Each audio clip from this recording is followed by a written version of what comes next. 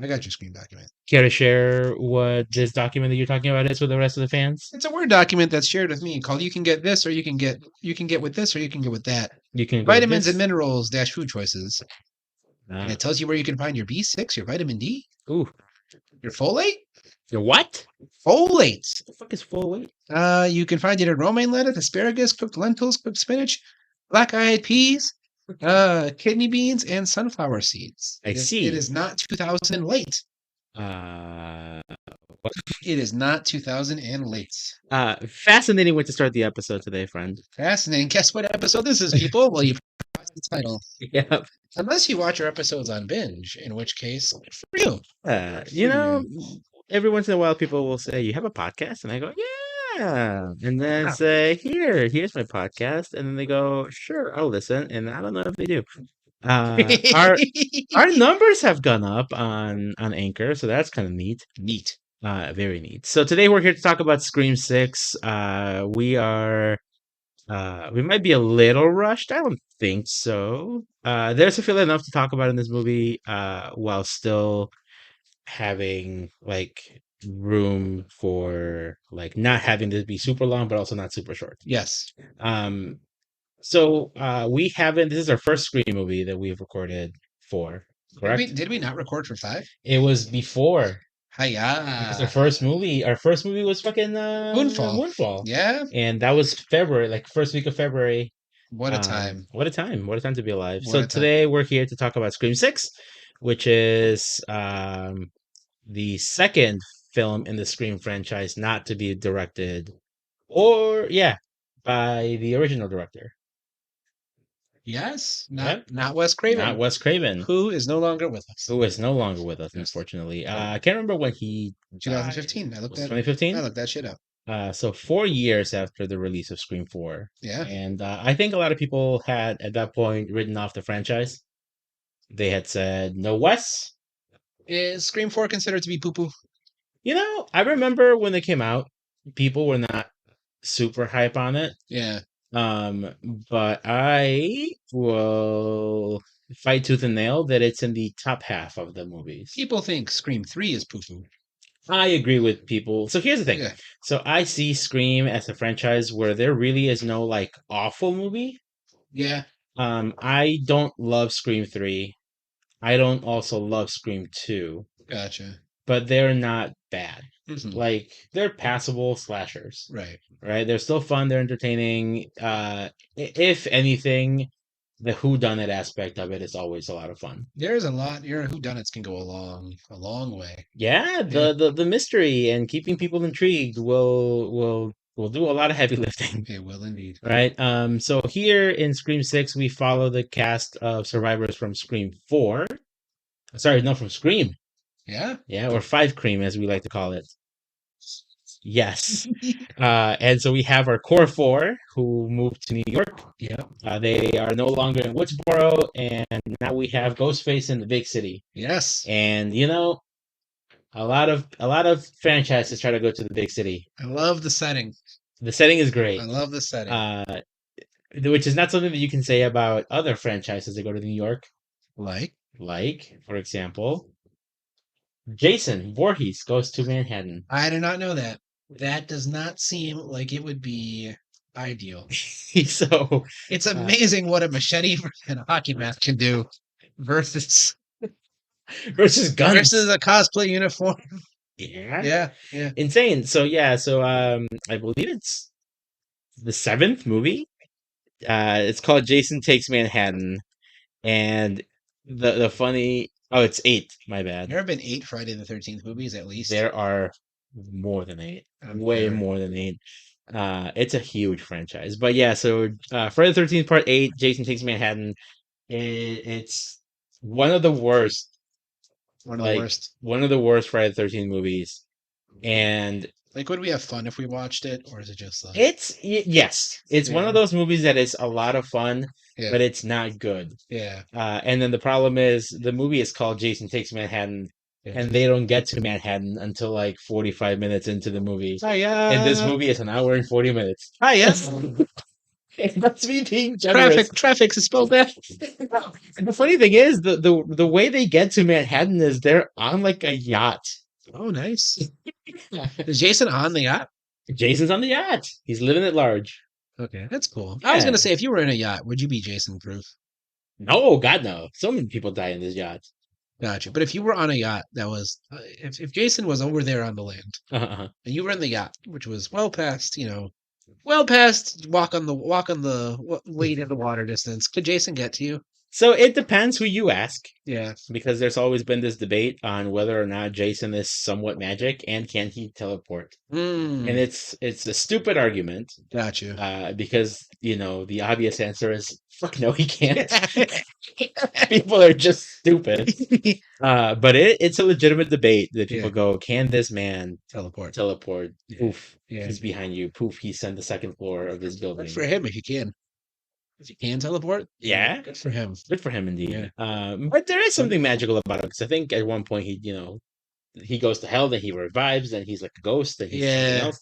It's a whole shebang of just like insanity. But let's talk about a little bit more grounded Yes. reality, which is still kind of exaggerated, right? It's still, there's always some elevated aspect with like a horror movie, right? Anytime in this one or like the last Halloween where you can like take a knife, stab someone, and like lift them up on the wall with the knife. Yes, there's some exaggeration. Oh wait, I forgot the chiefest exaggeration. First kill lady was on the phone with her date. Her date was like, "I'm lost," and her response was not like, "How are you lost? It's New York.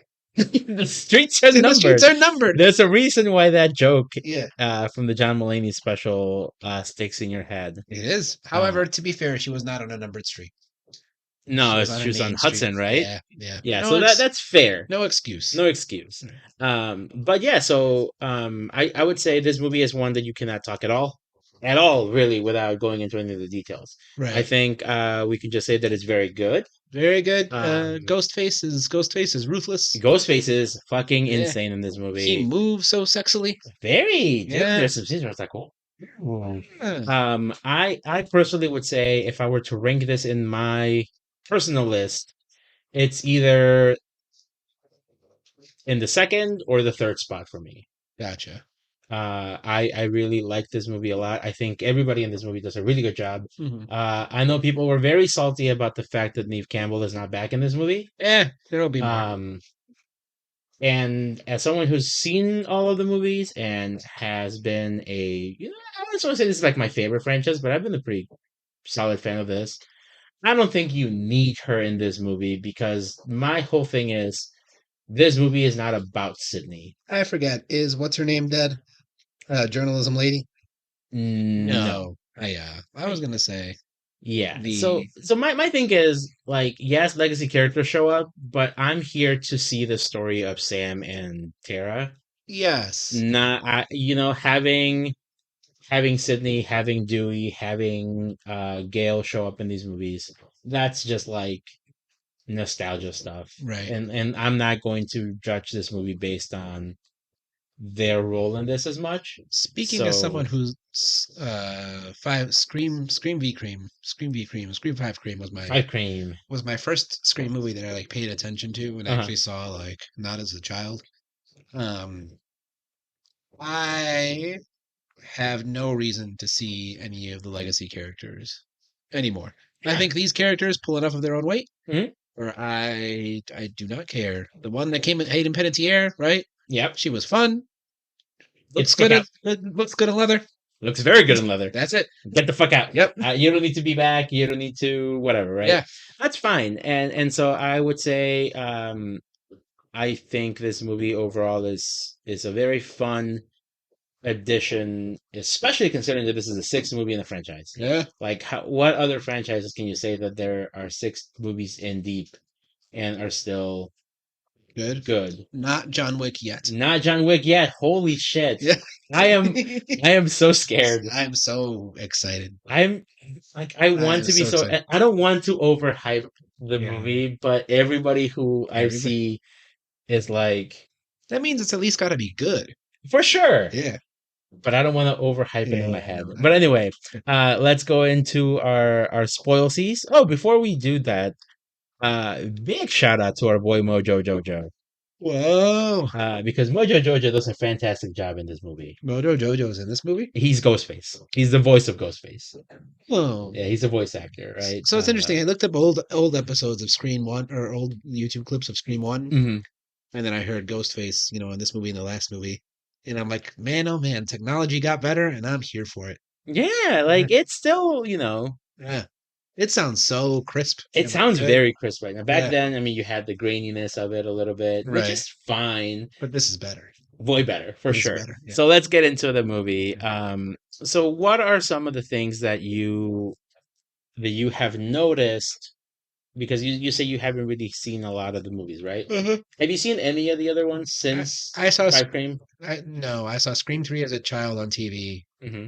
and I remember thinking it was dumb. And then Fair. then I saw Five Cream, and then I saw this one. Okay. Yep. So one of the things that I do notice straight up from the very beginning is they do a lot of the things that are the same, but then those things that are the same are used in a different way, if that Yes. makes sense. So like when people say this movie is repetitive, I'm like, yes. When someone says this movie is original, I go, also yes. Yeah. Um, there is no real thing in this movie that I would say is 100% original, right? Everything is a callback to something else, but that is ingrained in what this movie is, And right? this is where I swear, okay, I'm checking the episode log right now Hmm. because the reason I bring this up is this is where I swear my like problem with the franchise is like maybe we had this conversation outside of filming. Maybe. Scream can like have its cake and eat it too. Sure. Like it can be like Self-referential. self-referential. This is a satire. Hmm. This is pointing out the horror movie tropes, right? And then it'll just constantly still fit into like constantly fit into this trope. In some cases, the part of this is like a part of this is like very tropey with the way what's the bad friend's name? And when I say the bad friend, I mean Quinn, right? Quinn's The Quinn's bad Ghostface. girl, yes. Yeah, yeah, yeah. I liked how her whole thing was handled with where Like they're the like, fake out. yeah, but they're like, don't have sex, and then Oh yeah, they're like the slutty friend, like, and then she's like sex positive, sex. Right, and and she and she was a baddie, so it is tropey, but like if you're as long as you expect, it's like going over to a vegan's house and getting mad they served you a veggie burger. fair. So one of the things that I think the movie does a really good job with is in the very beginning, right, Mm, in our opening scene, we're introduced to Samara Weaving's character, who's a professor of film, specifically focused on slashers, slasher, right? yes. Which is fucking hilarious to even consider that probably could be a class. I also take it not that's not the most hilarious part. Back to that scene being most unbelievable. We already had the reason for the streets. So like, hey, this like film professor has enough money to be out in the town. Uh-huh. She's looking fine out in the town. Fine. And she's like dumb enough to like, be going with I mean, it could be a deep fake, who knows? Yeah. But like, oh, I'm like, oh man, this lady would never be here. Like it's like the situation is obviously so contrived. But because it's Scream, you're like, Yeah. hi. Right. It's Yeah. in a way it kind of follows the trope of the dumb blonde, Yeah. but then at the same time But it's she's a like smart dumb she's blood. a smart dumb blonde, right? Yeah. Because she's a professor at At a film. a film school, Yes. right? So it's He's killed by fucking Flash Thompson. by Tony Ravioli.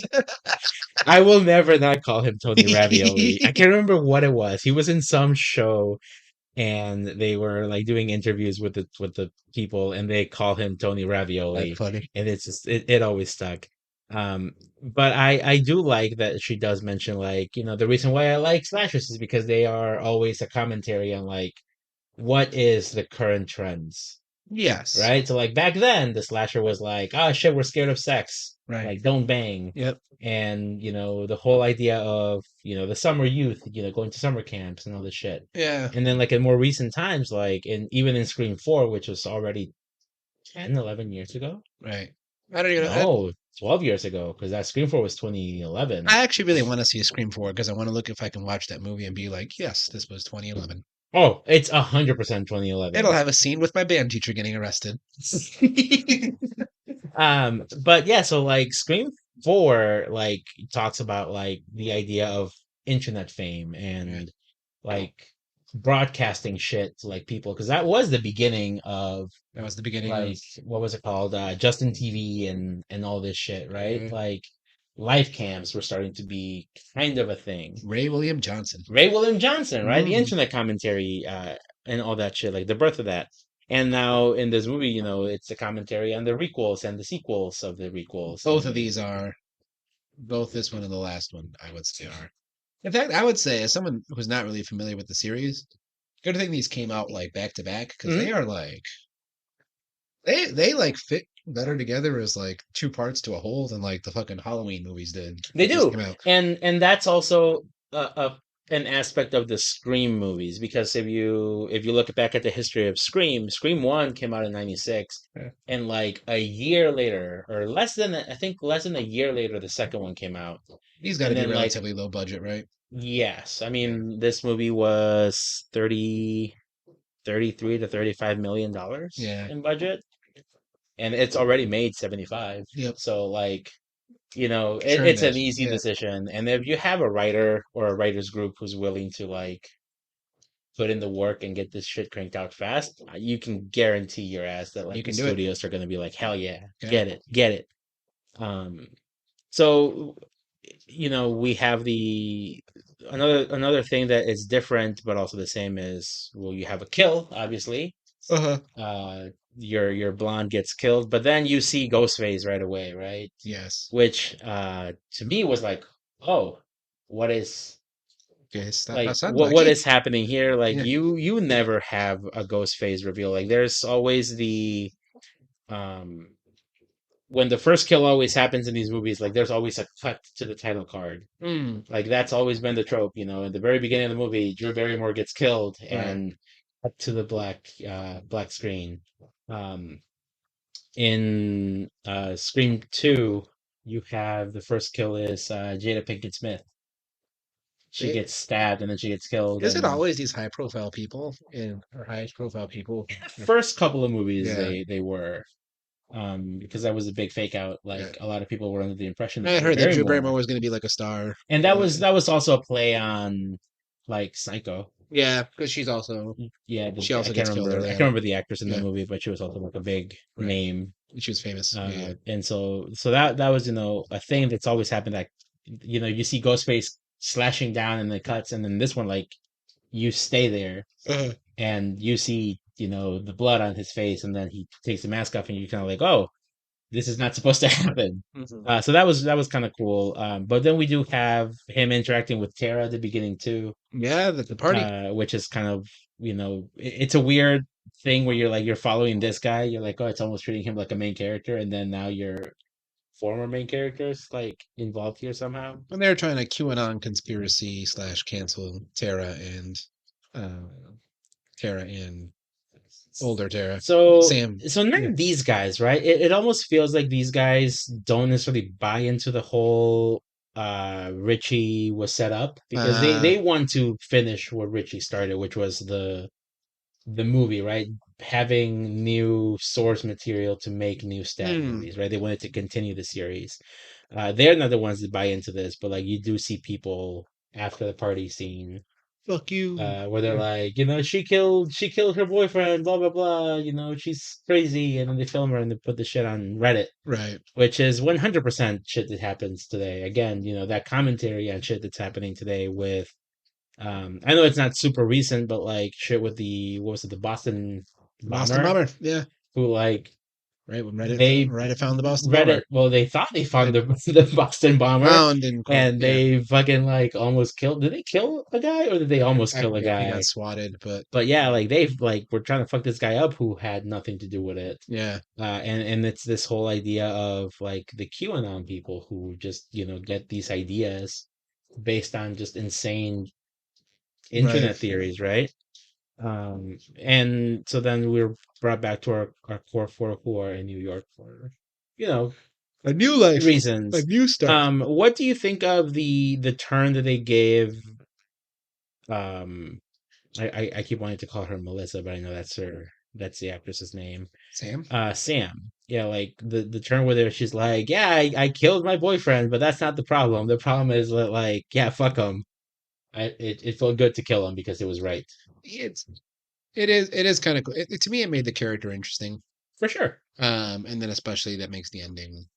It makes the ending feel like cohesive with the thing where she just goes ham on On the baddie. on the baddie. Which by the way, dude, that's gotta be the worst fucking like therapist. Yeah. Like if your therapist is like, well, can't fix this. So I forget, he doesn't know she's Billy Loomis's daughter, right? No, But she knows who Billy Loomis. But he knows who Billy he Loomis knows is. who Billy Loomis Yeah. is. And in a way, kind of good on him for not like Googling his client. Right. But at the same time, like if this is what your client tells you, like, hey, I'm having these thoughts, Yeah. and your first thing is like, well, I'm gonna call the cops. Yeah. Then Like, they forgot a step. It's supposed to be preventative. Which her thoughts. I mean, it was funny. She explicitly like never said that she was actually thinking of enacting them. no, for sure, Yeah. and that's what she does say that actually. Right. She says like she's like, I'm not saying I'm going to do it. I'm telling you like these are the feelings that I felt when that event happened a while ago, right? Yeah. And she's just like, well, we're done here for today. Right. And then he gets what's coming to him. He does. Yeah. He gets punished for not helping the lady. Yeah, and we started, or you actually started saying that this Ghostface is very, very like brutal, Right. and the kills in this, and just the way that some of the attacks are portrayed, like you see him like stab this guy Stabbing and through twisting. the fucking face, Yeah. and even Kirby, when she hears about what happened, she's like, through the face, like fucking Through the hell, face. Yeah. like goddamn, that is not like stab him in the eye, like that happens. Right. Not stab him like in the neck. No, like through the fucking nose. Well, and then other Ghostface gets stabbed through the face. He In does. the movie. Yeah. Through the Yep. throat. Through the not the throat, but through like the back of the mouth. Yes. Yeah. And then Big Daddy gets hit in the eye Yeah. at the end of the movie, right? So let's get our three ghost faces out of the way here too, right? That's also a new thing in this movie. But there's all three of them. We have never had three ghost faces. And actually, if you look at our Only two whom we see in the costume. yes. Okay. There's debate on whether or not the dad was in the room with Quinn, and that's why they were able to get the body switched over so fast. I'm not sure. Well, he But says he made sure he was first on the scene. Yeah, so like that could be a way, and then that also then gives the other boy. Is his name Ethan? I don't remember. I believe his name is Ethan. He's Big champion. Jake Champion. Right. Yeah, it's Ethan. Yeah, Ethan. So that gives him his alibi of I was in my econ class. I was in my econ class, which you mocked so hard at the end of that scene. He's like, I had econ. So whiny. But so if you look at the outline down below in our third topics, I have our ghost faces. Like who are they and what are their motives and how does this motive stack up, right? So we have our three ghost faces in this movie. We have Quinn, we have Ethan, and we have Officer Bailey. Right. So from the beginning, like you're kind of like, well, it could be the roommate or it could be this new guy. Yeah. I don't think I could ever buy one of the core four being the ghost face in these movies. I don't think so. I think the core four are now so solidified as they've effectively become the Power Rangers. Yeah. Right. Comic fighting skills to fight masked villains. And they're all racially diverse, right? Yeah. Power Rangers. And the thing I don't understand in the marketing for these movies is they put these characters, like even the legacy characters, in the last movie, they were like, oh, could Dewey be the killer? Yeah. Could Gale or Sydney be the killer? I'm like, that would be the worst thing you could do to any of these characters. So there was, when they played with Hayden Panettiere being the killer, I was like, maybe. At that point, I'm trying to remember when it was, but there was a point I'm like, well, it's got to be one of the cops. Like either her or him is going to be the killer. Maybe both of them. Mhm. right? My money was still mostly on him. Yeah, Yeah, not the hot one. right. It is interesting how in this movie, I don't know how the other ones handled it, but in this movie, it is interesting how they handled the fact that like it is kind of the people that you expect it is. Which when it comes to like I don't know the commentary of the recent um, the Trump era like post, I think a lesson that a lot of people took about like about bad people is like believe them when they tell you that they're bad. Yeah. Like when Donald Trump says he's gonna build a wall, he's gonna try to he's gonna try to build a wall. When he tells you he's gonna try to steal an election, he's gonna try to steal an election. For sure. Yeah. So you got this like dweeby econ kid, you got a cop, you got daughter of a cop. Um and they're mad that they're like Brock Turnery brother is got what was coming to him. So like it fits. It Yeah. fits. Yeah. And so I think as far as like the motives for these characters, like I buy why they would do it. And I think in a way, I don't know how early on you kind of were like, ah, it's Richie's family. Like it's this girl because of this. It does throw you off because like Right. there's a scene very early on where Quinn says like, when I moved to New York, my dad followed me and he's been super protective since my brother died. Yeah. And my first thought was, oh, And well, who's the brother? they mentioned the dead brother twice. They do. So do you know it's like important? It's important, right? Yeah. And in a way, I feel like if I have a glaring negative in this movie is that some of the hints are a little too handholdy. Mm, And that I think is even more so like telegraphed through Mindy's character, who is always like, "This is what's happening. This is what's happening. This is what's happening." And she's the twin sister, she's the right? twin sister, Yeah. right? Who's like super into movies, and I get that that's also something that the Randy character did a lot in Original the original two movies. But then I was like, well, that only gets you like I can only forgive that so much. Like after a while, I'm like, all right, tone that shit down. Well, that's just what I said. That's just my fundamental problem with the franchise. Yes, Right. That just uh, seems baked into. it does, and in a way, people say like, oh, it sucks that Randy died, Right. but then once Randy died, you lose that element of like the super self-referential. The chorus. Yes. Yeah. And yes, it sucks. I think it would suck to lose Mindy in the next movie. Right. But at the same time, I'm like, then we need to kind of let the audience be the one to figure out that these are the tropes that are happening. Because just you telling me these tropes are happening is not going to then make the trope not feel like a trope anyway. Mm. Right? Like saying, oh, it's the brother's family who's, So how many of these did we not have like this chorus character? uh for sure in three and kind of in four. Yeah. So like for sure in three because Randy's dead. Yeah. In four, there are some characters that do reference like the movies, but they are not. At least not to my recollection, they're not as like heavy-handed Mm. in it. Like there's a couple of characters who are like, oh, these are the new rules. Like, well, you're not, but they're not. I don't remember them being as like shoved down your throat As as they are. omnipresent. Yeah. Yeah. So like that's really my only glaring issue that I have here in this movie. I do think that the new additions to the cast are really good. Mm-hmm.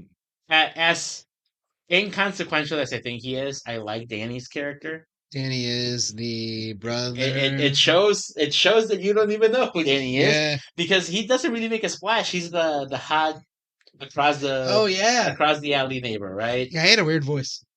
He kind of talked like this. Right, he had a weird voice. He kind of talked like Cholo a little bit. Yeah, And then I was but like, not. But then Yeah. you see him in other shows and he doesn't talk like that. Yeah, it was interesting.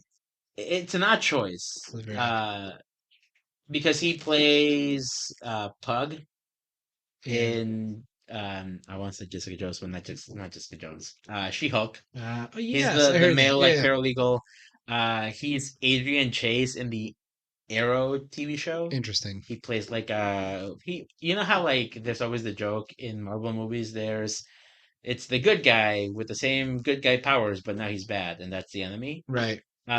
People like to throw that jab at Marvel, Hmm. but that's literally every villain in In DC. DC as well. Like, Anti-Flash. yeah, Yeah, like the Reverse Flash, or that's then his you name. have in Arrow, you have Prometheus, who is literally just a guy who shoots arrows really well. The Yellow Lantern.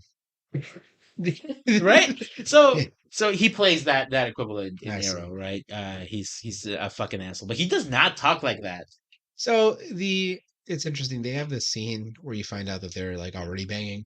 Yeah, Where like they're keeping the relationship secret, but they are just like straight up like they're boning. about to get it on in the middle of like the mailroom.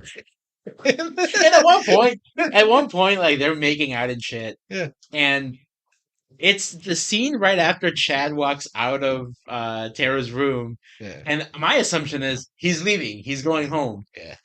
And then you see them like making out in the stairway, and you see someone walk down the stairs, and I'm like, they're still making out, and Right, Chad's right here. right. But then Chad's upstairs, and I'm like, oh, so that wasn't Chad. So like, clearly they still are not paying attention enough. Yeah, So I don't know. It's a weird reveal. I don't really mind it. I do think he's kind of fun. he's fun. Uh, he never bothered me. You think he's gonna get it in another movie if he's still in the Oh, movie? I think he has to come back, But and I is he gonna think he's get? gonna get it. Yeah. He's gonna get it, and I don't want that. But I feel like as far as like the expendability of characters go, like he's top of that line. This got me thinking. I don't know where you would set anyone.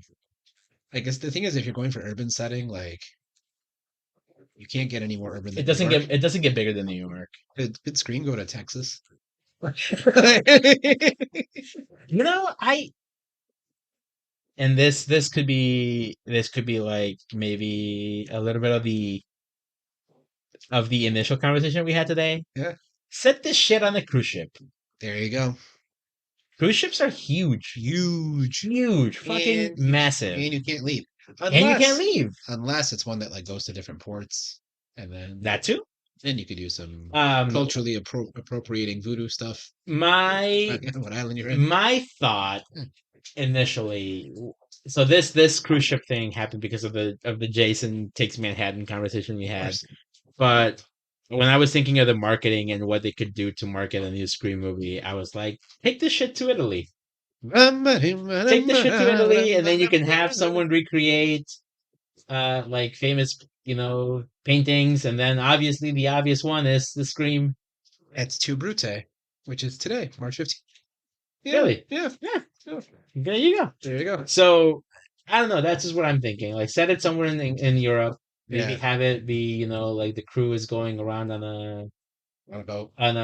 if it's set a year or two after this one, which Oh, I'm assuming if they are greenlit as fast as the last one was, um, have them be like that lady from NYU.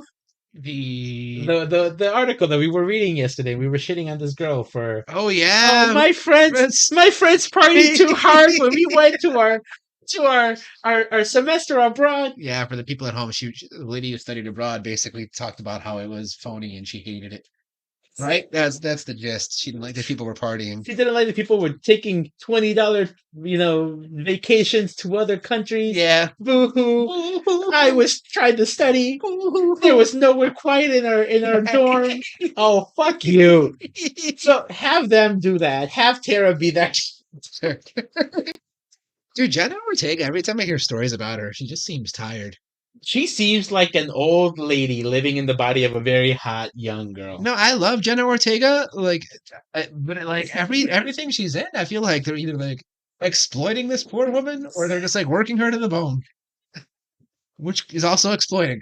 Which is but I think that could be new, right? Because like they've done college. They've done college. They've done going back to the original town. Right. I feel like you can't go back to Westboro. No. And then here's the thing.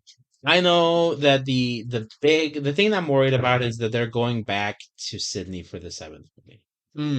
Because I know it was a big deal that she wasn't in this one. The reasoning for why she wasn't in this in the movie. Oh, in the movie. Well, in the movie, they say it's because she's taking her husband and her kids and keeping them somewhere safe. Yep. Which I'm like, dude, Good for her. you have zero investment with this new group of people. In the last movie, fine. Yeah. Dewey died. That's why she's in town. She's there to support Gail. That she gets wrapped up in the events, right? Right. In this movie, she has no fucking stake in this, Right. right? Dude, let this poor girl live. Like I said, I'm new to the game. I just don't see the reason for it. I think not just so that, but more so like I think this cast of four is just so likable. For sure. Let It, these guys, like, let the movie rest on the shoulders of these four characters.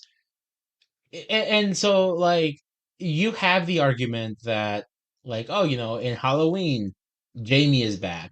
Mhm. And so she has to be in the movie. But the thing is, in the first Halloween remake or requel, they made the movie about Jamie and her family. Yeah. In Scream 5, or 5 Scream as we like to call it, Yes. that's not what it's about. The movie is about Sam. Sam. Yes, she has a connection to Sydney through Billy, Really. but Si- that's just the connection to the series, right? To the Sydney franchise. is ancillary. Yeah. Exactly. She shows up Right. for She reasons. helps. She does. But even as far as I'm aware, as Yeah. far as my interpretation of like Richie's and Amber's motive, Yeah. it's not to get Sydney involved in this. Yeah. Ghostface is Sam's Yeah, they yeah. want to fuck with Sam. Right. And at one point, she even does, like, when they're talking to Ghostface on the phone, like, they go, oh, it's kind of cool that you're here. Right. Like, they never go, like, haha, this was our plan all along to get you involved. So, like, the fact that she's not in this movie bothered me none whatsoever. Me neither. And I don't think they need to bring her in, but I'm worried that they are. Here's my question that I asked you in the theater. Now that we've been through the requel and Hmm. we've been through the reboot, Hmm. what what does the next phase of nostalgia look like? And I think my answer was, I don't think we know. Hayden Panettiere? I mean that I guess like the because so at some point like I know we were jumping, but like Star Wars is going to go through this, At right? some point soon, right? At some point soon, where they're going to bring back Daisy Ridley, and then Well, it's like Star Wars kind of had something like that, right? So you had the original trilogy, right, and then you went back to prequels, right, and then you shot forward to the requel, and then that's where you had your formal passing of the torch. right? So now you have to build. Now you have to build like a new trilogy off of like that nostalgia. Um, which I think they can. I think given how that trilogy was received, I think that's a little challenging. I will say though, I think Scream has set itself up nicely where let's say there's not a movie for like 5 years. I think you can bring Jenna Ortega and Sam back and Hmm. be like, and people will be like, ah, These our these lovable sisters. exactly. Yeah. I don't know. I think maybe what you have is maybe the making. You could have a movie about the making of a stab movie, where then the characters in the stab movie are involved in a ghost facey scenario. Yeah. And that I'm not saying it's a wholly original concept, because there is something like that in American Horror Story. Mm, One of the seasons, one of my favorite seasons after like shit started to go kind of crazy in that show. Season 6 starts as if it was like a true, like, I don't want to call it true crime, because that's not really the right term. mhm. But, like, those ghost shows where they're like, this is what happened, and this is the recreation of what's Oh, happening, yeah. and that's how it starts. And then after like 6 episodes, then that's when they start introducing the characters who are playing the characters in the recreations, Mm, having to go back to the original house where the events in the story happen. interesting. And it's a pretty cool, like, plot development. Yeah. I think they could do that in this movie, in this series, where they're like, we're making the events of what happened with Sam and Tara, and we're gonna make this movie. Who's gonna be playing Sam? Who's gonna Right. be playing Tara? And then you could have those characters who are acting as Sam and Tara interact with Sam and Tara. Well, then here, though, I think this is what's most interesting to me about the lane that the Scream franchise chooses to be in.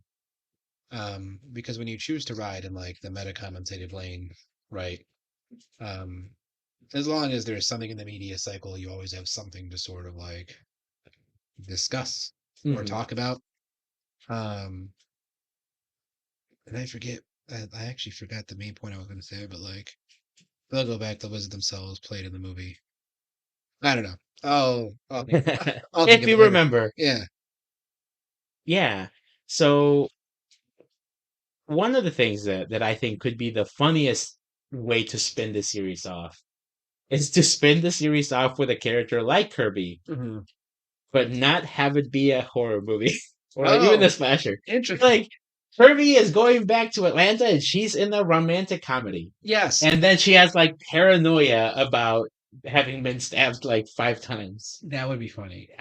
You kind of I think like a series like Scream because it's so weirdly self-aware and meta. You could play with those like tropes. So now I remember what I was going to say. What's interesting about it, so not the franchise itself, but more so the greater conversation that the franchise is in, is that like as long as like we are living in this like recentish nostalgia cycle where like requeling things and like the multiverse stuff and yada yada yada. Like this iteration of Scream will feel really very relevant, Hmm. but I think what it points me to is the curiosity of like how many generations can like nostalgia last? Yeah, I don't know. Yeah, I really don't know. It's at some point we have to get bored of nostalgia, right? yeah. And I don't know how long that can hold its own weight. And this is very boomer of me, but like at least we have like original-ish stuff to be nostalgic about. Yeah. Whereas a lot of the stuff now is just like the nostalgia. Yeah, so I think I know what you mean, right? Like so back then we could say like, oh, we had the Scream movies, right? Right. They are technically original even though they are very like They were in a influential. nothing is fully original, right? Exactly, Yeah. right? So yeah, I feel like now we are ending up with things that are wholly not original at all, Yeah. right? Like there really is. I'm trying to think of what is the most original concept that we have that is still going strong, and I know John we Wick. I know I it's John Wick, Yeah. right? And even that has like you know roots in like underground like mafia movies, kind of, In the Matrix. and a little bit In the sense that like you're watching an action this movie. actor like kick everyone's ass. Yes, Yeah. but I would still say that that is original, Right. right? I think we have hit some originality with directors like Ari Aster, Hmm. right? You have the elevated horror movies, Right. your Babadooks, um You're your Hereditaries, your your Midsummers, right? Vivitches. Your Yeah. Vivitches, the Lighthouse, right? But in a way, I don't blame the directors necessarily so much because I was actually watching an interview on my drive Yeah. home from work today where they were interviewing the directors of Scream. And I know I've heard this before. This is not the first time I've heard this, but it's just so fresh in my mind that kind of blows my mind. They were approached. They were put in contact with Spyglass Studios, who's the Mhm. studio that produced this movie. Paramount's distributing it, and they basically said, "Here are the IPs that we have. What do you want to make?" Nice. And in a way, I'm like, good for you as a director who then gets to play around in whatever Yeah. sandbox, you have access to. But as a studio to be like, just make something that we've done in the past. Oh yeah, I don't blame the directors whatsoever. I mean that this is just like the market that we're in right now. Yeah. And like to me, I mean, like what's the next two things we're gonna see? Dungeons and Dragons, established IP, Hell yeah. and then John Wick, established IP. Hell yeah. Like we're not running out to see whatever the fuck. I still haven't even seen Puss in Boots, which is established IP, right? Established IP, but it's so fucking good. Yeah, but what I'm saying is like I mean, there's a reason why this market exists. I think just the question is how long. How long will it last? Yeah. Yeah, I honestly I have no idea. But here's the thing. I think as long as the movies that they are making are passable to good, we're gonna be stuck in this rut for a while. For sure. And it's not the worst run. I'm not saying this as a complaint. Exactly. Yeah. So to your point of what are the next movies that we're going to go see, we have, like you said, Dungeons and Dragons, which is getting good reviews. Good Not just as a good D&D movie, but as a good movie in general. Mhm. So that we know is probably going to stick around for a while. If money's good, right? Yeah, They're not going to make another one if it doesn't make bank. correct. John Wick, Yeah, like fourth installment of a movie, but goddamn, it's getting high praise. it's getting S tier Yeah, praises. And I'm so excited to watch that. I'm so excited to talk about it yeah, because from what it sounds like, because we were having the debate, what the fuck can we say about a John Wick movie? right. Apparently a lot. Yeah. So, Said you almost as know, much in this review as we. I know, which is crazy. Yeah. But I'm looking at like other movies coming out. Evil Dead, hmm that's coming out already? No way. There is no way that comes out. I'm already almost tired of those previews, so yeah, that makes sense. I That am checks. I am super excited for that. The Tetris movie. Who's gonna watch the Tetris movie? I'm so upset that it's the making of Tetris movie. Not a movie about That would be so much fucking better.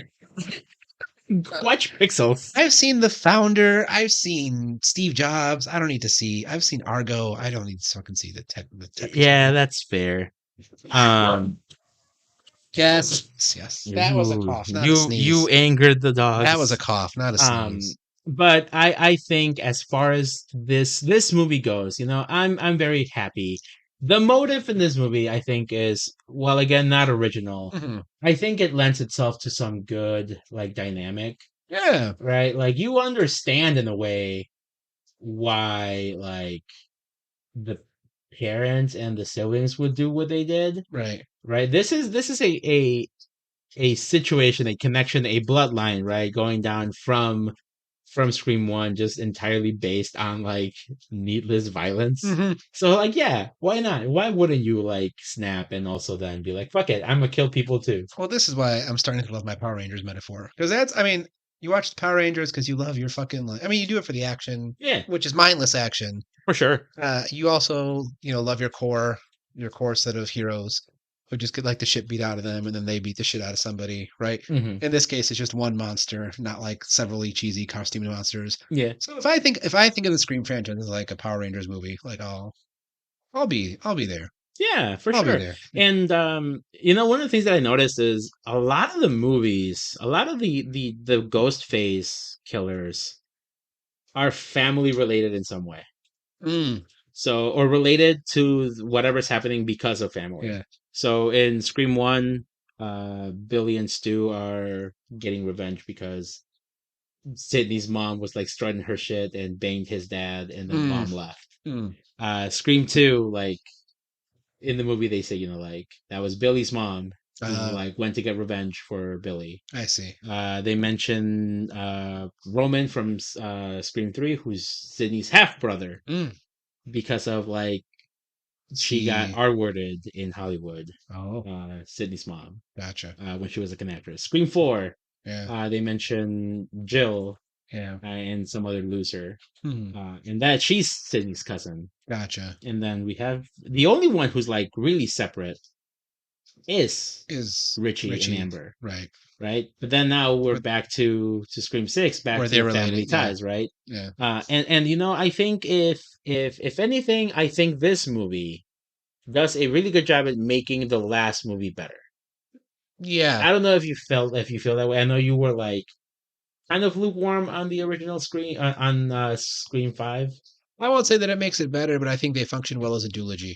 Hmm. I think they function really well as a duology. That's fair. Yeah. And If I were to go back and watch Five Cream, mhm. then I would want to pop in Scurvium. They for sure make a very good like double feature. Yeah. I think if you just tell friends like, "Hey, we're gonna watch, Five Cream Right. and Scream 6," I think you'll have a lovely time. Yeah. Um, there are some really good tension scenes in this movie.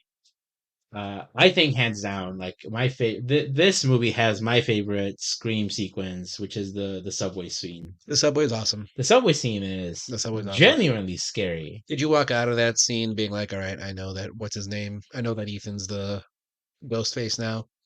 Or were Um, you still unsure? it it did not take him off my suspect list, Right. mainly Well, because it certainly can't. I bought the econ alibi. oh, you did? I bought the econ alibi. You can you believe him, baby baby? Can you believe that econ? That econ. Hey man, he's got to study. Mostly because I'm like, all right, this random ass person's here. It was.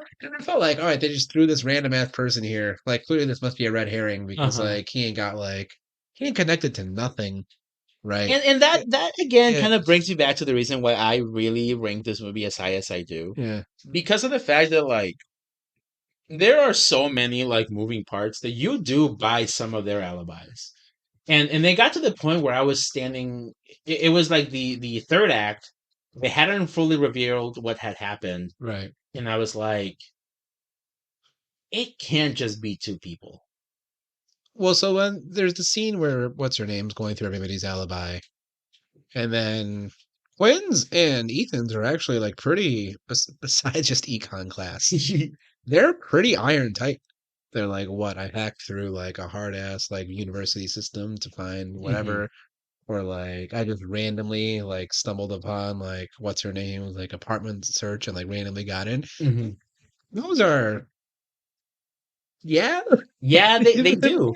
And it's not until you kind of then do put together that like obviously the cop has like She has cop access to powers, things that you just would not, right? right? Like, yeah, it might be an anonymous ad, but if you have a phone number linked on there, Yeah. that can find it, Yep. right? So like that makes sense to me. And then like yeah, they do throw you off with Quinn dying, Right. right? They have her like land, and you know the whole joke is always no body, no death. Well, you see a body, You do see a body. right? And so that kind of takes her off your suspect list. Wait, speaking of bodies and then tension scenes, we didn't talk about the best part of this movie. Was it the ladder? The ladder. The ladder. You know, people love the ladder scene. It's hilarious. It's funny, but at the same time, I'm like, ain't no fucking way I would want to cross that goddamn ladder. I wouldn't want to crash it either, but like girl got stabbed in an internal organ. Right? It was funny, and this is where once again, when we tries to have it cake and eat it too. Poor four girl twin gets stabbed in the arm. Mm-hmm. She's walking around like she's near death. Yeah, she's like, oh, I'm losing a lot of blood. Yeah. Meanwhile, her girlfriend gets like she gets stabbed and like twisted and pulled and up, fucking lifted up. and she's like, I mean, she's like keeled over and holding herself, but like she's going pretty good. Yeah. So then they're like, let's have the most wounded one go last. She's on the ladder and Ghostface. He's like teeter-tottering her. I'm looking down. So, I loved it. It was fun, and you know, so I actually had the joy of watching this movie twice. Yeah. I went back on Saturday, watched it with Katie, and our theater had some, you know, people seemed to be into it When you and I saw when it? you and I saw Yeah. it, but when I saw it with Katie, like people were into it. Nice. People were clapping. Yeah. People were cheering. When that scene ended, Right. like people were like legit, like audibly, like, no, not Anika, not Annika. Like there was a dude dressed up as fucking Ghostface, Awesome. and so then Is that even allowed? in The some theater? cases, in Yeah. some cases they do. Like if a movie is like super busy, Yeah. they will actually say like no masks or costumes allowed for the Right. screening. But in general, like You can. they don't really give Yeah. a fuck. I mean, they're not gonna search you. Like Right. if you put that shit on during the movie, like whatever. Yeah. But it's really funny because I actually bought the collectible like Oh, the cup. with the little Ghostface Yeah. thing. I woke up, I see it. He looks at me. I go, "Phew." He goes, but you know, people. It says something about a movie that Yeah. even after a requel, people will show up, and People then are here to have a good time. people are excited to Yeah. have a good time. Yeah. Um, The convenience store scene was dope. the convenience scene was dope. As, Very good. as stupid as it is on paper, where you're like, ain't nobody can see shit in this small ass convenience store. But like Ghostface with the shotgun, just like Yeah, looks badass. And Like, I think this is much less a testament to like the actual scene itself, but more Yeah. to a testament to how good the directors are at building the tension. Yeah. That scene is very good. We talked about the subway scene, Right. and for me, Head and Shoulders is like the scene that I'm like, this is Yeah. actually genuinely like tense, Yeah. scary, and very well done.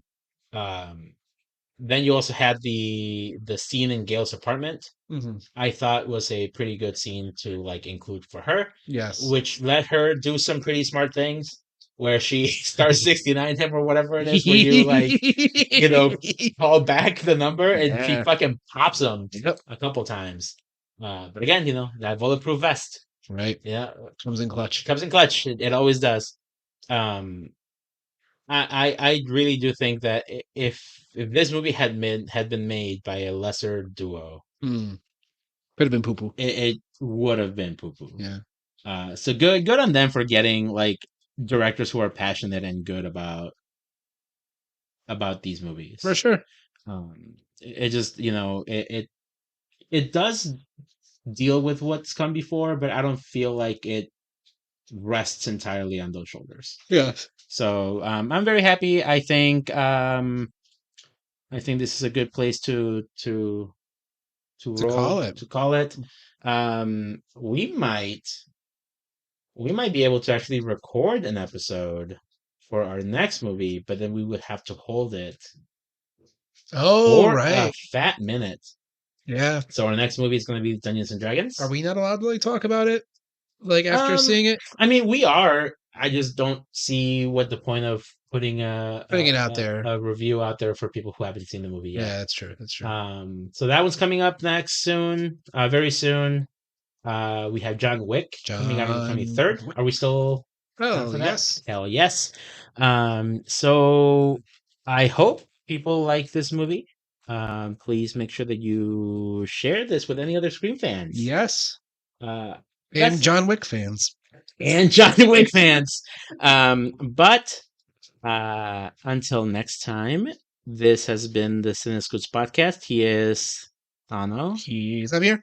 and we will see you very soon. Bye. Bye.